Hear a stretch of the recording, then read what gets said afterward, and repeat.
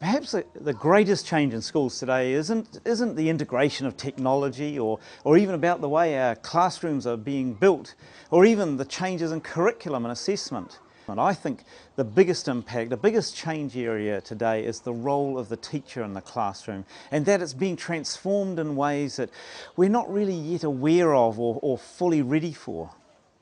You know, there's an old saying I like: children are not a vessel to be filled, but a fire to be lit.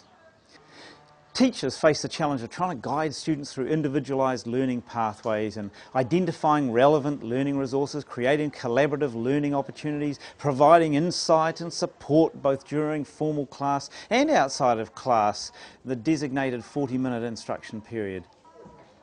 One of the issues I see is that as teachers we're being challenged to foster creativity in a system really that's designed to establish conformity. We're being asked to encourage diversity where our system traditionally has had a very single pathway approach. So let's think of some examples of these innovations where the traditional role of the teacher is changing. First up, think about the emergence of what we call about student voice involved in planning, the implementation and assessment cycles that happen in our classroom programs, traditionally something that only the teacher took responsibility for. Then we're seeing examples of reverse mentoring. For example, students acting as tutors for fellow students in programs. We've heard in New Zealand, for instance, the Tech Angels scheme, where students take responsibility for mentoring not only their fellow students but also staff. So then there's also the increasing instance in schools where students provide the assistance in learning through their own leadership and contribution. And then we've got the use of technology to provide multiple sources of knowledge access for learners, including the use of online learning environments and social networking, which includes access to expertise outside the classroom.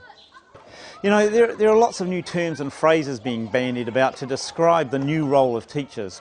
I've heard of things like coach, mentor, facilitator, guide. My personal favourite is experienced learner. In other words, someone who can participate as a learner with the students, but who's got the benefit of experience that the student doesn't have. Someone who's been there before and can provide appropriate interventions, suggest more alternative routes perhaps, and generally share from the wisdom of having been there before.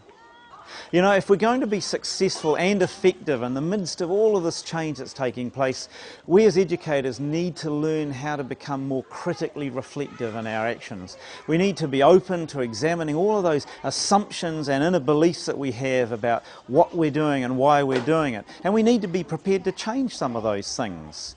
It's not a comfortable thing, but it's the commitment that we need to make.